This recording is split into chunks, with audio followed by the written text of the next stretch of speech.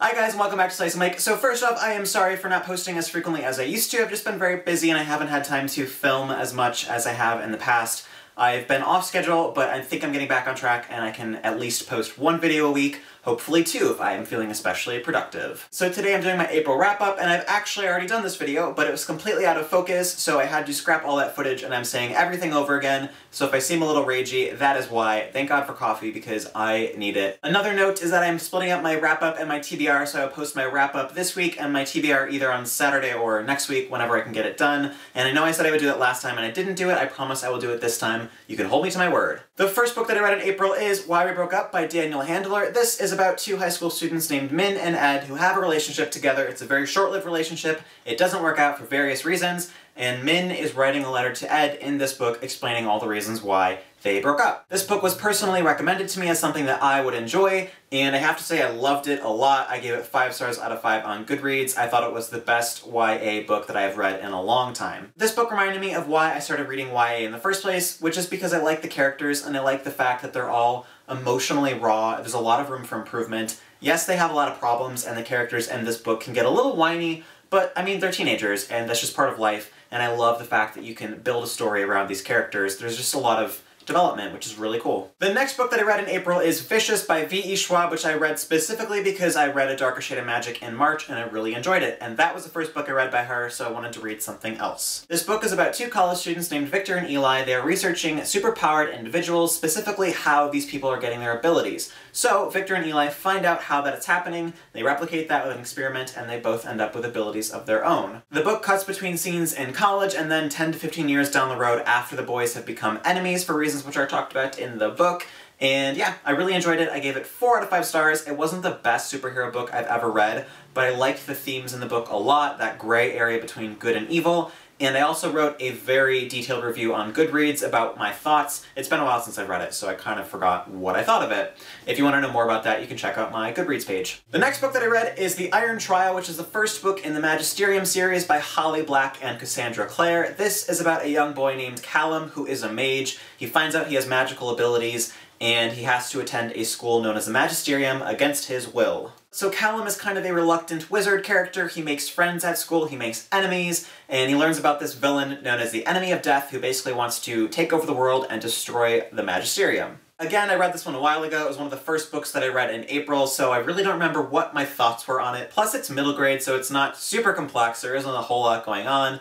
I did enjoy it. I did have a few problems, however, with the magic system. It didn't make a lot of sense to me. For example, for dinner, the students eat lichen and mushrooms that tastes like pizza and sometimes cheeseburgers and a whole bunch of random stuff. It's not really explained how that happens or what kind of spells they use to manipulate organic matter. I think we're just supposed to believe that it happens automatically. I don't know. I'm guessing that in the next book the authors will develop the magic system just a bit more, and then we'll get more of an idea of how people can cast spells in this world. I like middle grade because there's a lot of character development, and there's definitely room for growth with the main character here. I thought he was kind of a relaxed, sarcastic type in the same vein as Percy Jackson, but I'm hoping Callum becomes a bit more mature and develops a sense of gravity as he gets older. We'll see. In summary, I enjoyed this book. I gave it 4 out of 5 stars if I haven't said that already, and I will probably be picking up the next book in the series when it comes out, although it's not at the very top of my TBR right now. The next book that I read is The First Bad Man by Miranda July, and again, this was personally recommended to me as something that I would enjoy, and I definitely did enjoy it. This book is about a woman named Cheryl who works at a self-defense non-profit,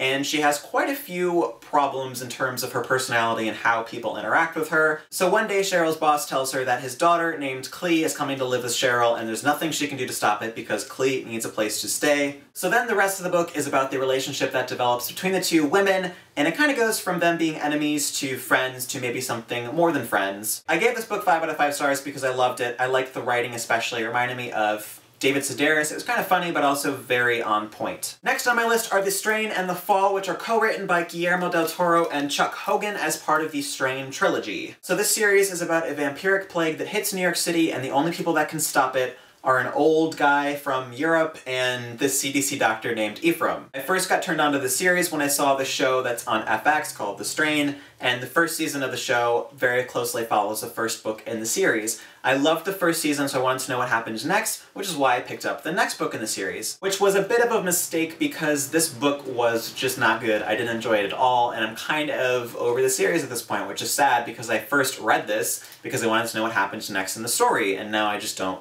care. So my recommendation is, if you're interested in reading this book series, don't. Just watch the TV show because it's much better. The next book that I read in April is Throne of Glass by Sarah J. Maas. This is the first book in the series that everybody is talking about, and I don't know what the series is called. I read this as a buddy read with Marie over at My Name is Marinez, and I have thoughts on it. I didn't hate it, if that's what you're thinking, but I had a few problems with the main character, Selena, mainly being the fact that she is an assassin, but she doesn't kill anyone? I don't think anyone in this book. So that was a little strange. As a reader, it makes me not understand her as a character and the fact that all the other characters in her kingdom are terrified of her being an assassin, but I haven't seen her do anything bad the entire book. I think the plot could have been improved if there were flashbacks or some sort of storytelling method in which we could see various people that she had killed and why she killed them and learn more about her past. I also didn't fully understand the folklore or the magic of the world, mainly the fact that the king supposedly has gotten rid of all the magic and you can't do any more magic, except some people are doing magic, and there are also magical beings still hiding inside of the kingdom.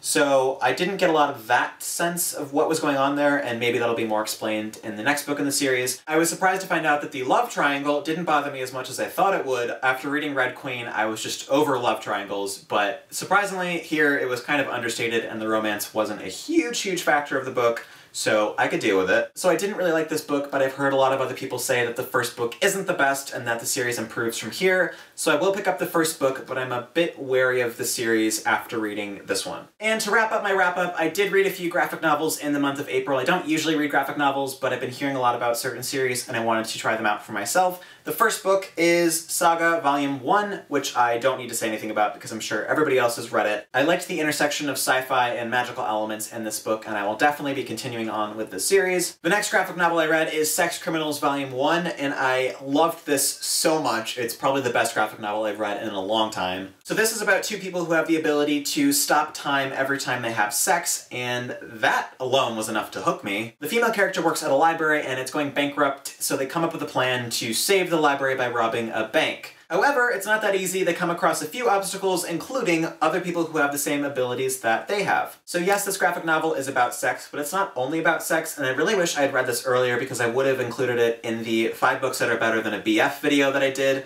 which was books about sex that treat sex in an offbeat manner. The guy in this book is addicted to porn, and the girl talks about female objectivity, so there's a lot of other topics going on beneath the surface, and besides that, it's very funny, and if you do decide to pick this up, I recommend that you read everything that's in the book because, for example, in the sex shop, there are funny titles to products that you just have to read, and there's a lot of detail that makes this series very good. And the last 2 graphic novels I read in April are the first 2 volumes of East of West, which is a fantastic series about the end of the world. So in this series we have the 4 horsemen, however, something happened in the past to separate Death from the other 3, so now the 3 are searching for Death, and they either want to kill him or capture him, I'm not quite sure at this point, and we don't really know what happened to cause this rift between them. There's a very cool blend of like Old West and sci-fi vibes here, which I thought was really cool, and I also have to say that this is the most violent graphic novel series I've ever read in my life, but I liked it a lot. So I will definitely be picking up the next book in the series,